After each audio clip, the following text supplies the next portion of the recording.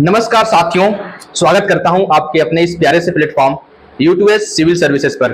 दोस्तों, जैसा कि आप लोग जानते हैं, बहुत ही बेसब्री से इंतजार कर रहे हैं, तो उसकी घड़ी समाप्त होती है।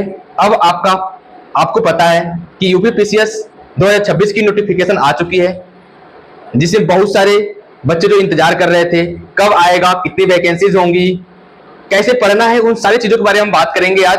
तो बिल्कुल लास्ट तक बने रहिएगा। हम कैसे पढ़ेंगे, किस तरीके से पढ़ेंगे, किन बच्चों को फॉर्म भरना चाहिए, हम इस नोटिफिकेशन में सारी बातें लिखी गई हैं, सारी चीजें हम पढ़ेंगे, सारी चीजें जानेंगे।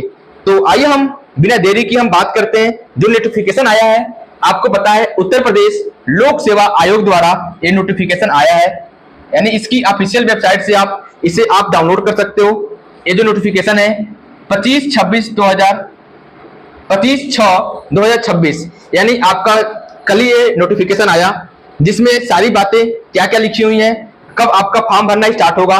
तो ऑनलाइन आवेदन प्रारंभ होने की जो तिथि है आपको 25 यानी कल से ही स्टार्ट है, यानी 25 तारीख से ही स्टार्ट है। आज है 26 तारीख, 25 तारीख से आपका आवेदन स्टार्ट है। तो फटाफट आप अपना फॉर्म को अच्छे तरीके से जाइए और उसे अच्छे तरीके से फॉर्म को भरिएगा। उसमें कोई भी मिस्टेक नहीं करना है, क्योंकि जब आप मिस्टेक करते हैं तो लास्ट में जब एग्जाम आप क्वालिफाई करते हैं उसके बाद से बहुत सारी दिक्कतें आती हैं। तो इसलिए फॉर्म को जब भी भरें, बहुत ही केयरफुली, बहुत ही ध्यान से अपने फॉर्म को अप्लाई करें।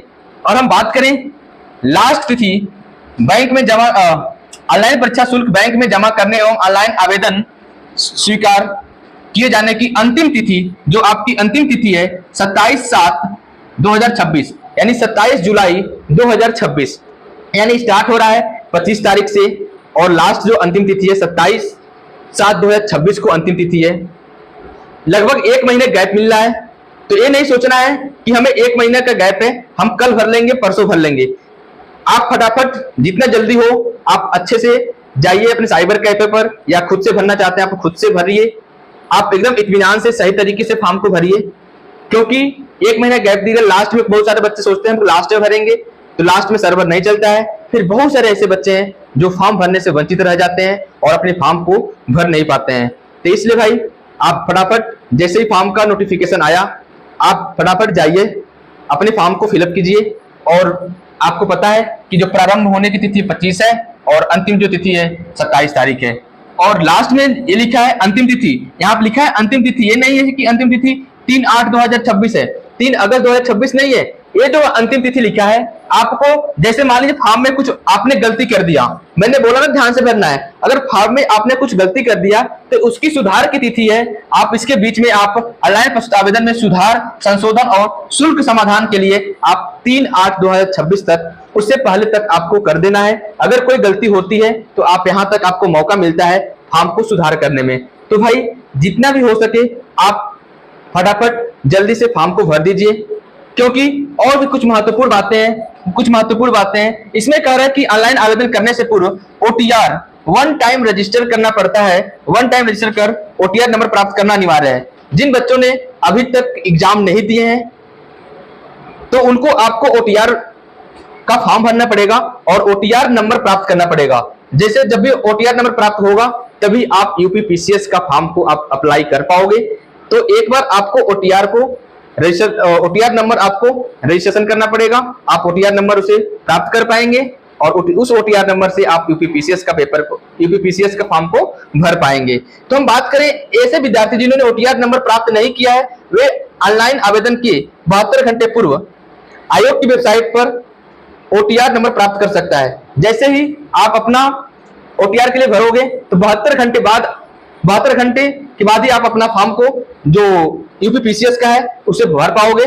वेट करना पड़ेगा। ओटीआर नंबर प्राप्त करने के उपरांत ही आप वेबसाइट इतने पर ऑनलाइन आवेदन सबमिट किया जा सकता है। यानी आपको जब ओटीआर नंबर मिल जाएगा तो आप अपना यूपीपीसीएस में आवेदन कर दीजिए।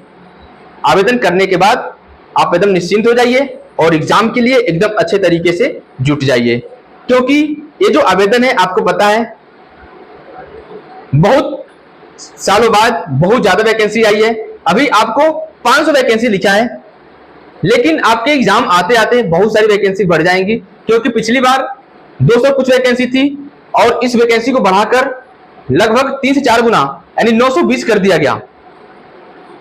और इस बार वैकेंसी ही आई है 500, तो आपका लगभग 3 गुना करोगे 1500, अगर 1500 नहीं तो 1200-1300 तो वैकेंसी आएगी ही आएगी।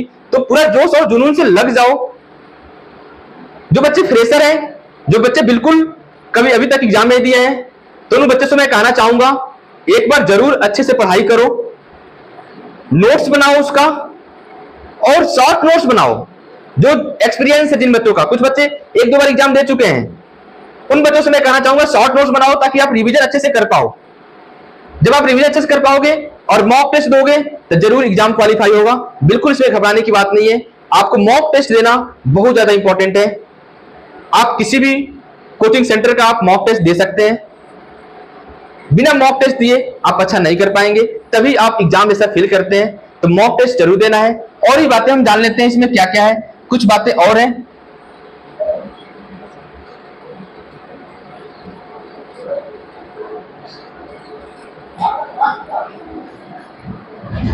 ठीक है, तो इसमें आवेदन के जो आया था टोटल, हाँ यहां पे आवेदन शुल्क है जो अनारक्षित, जो ST SC वाले हैं उनको केवल परीक्षा शुल्क 100 प्लस ऑनलाइन प्रक्रिया, और जो कमजोर वर्ग के हैं 25 रुपए है। अन्य पिछड़े वर्ग इसमें देख लेंगे, अनुसूचित जाति के, दिव्यांगजन के, भूतपूर्व सैनिक के, तो इन सबके जो लिखा गया है बहुत ही कम मात्र फीस है फॉर्म भरने की। तो एक बार फॉर्म को अप्लाई कर लो, सही समय से कर लो ताकि कोई दिक्कत परेशानी ना हो।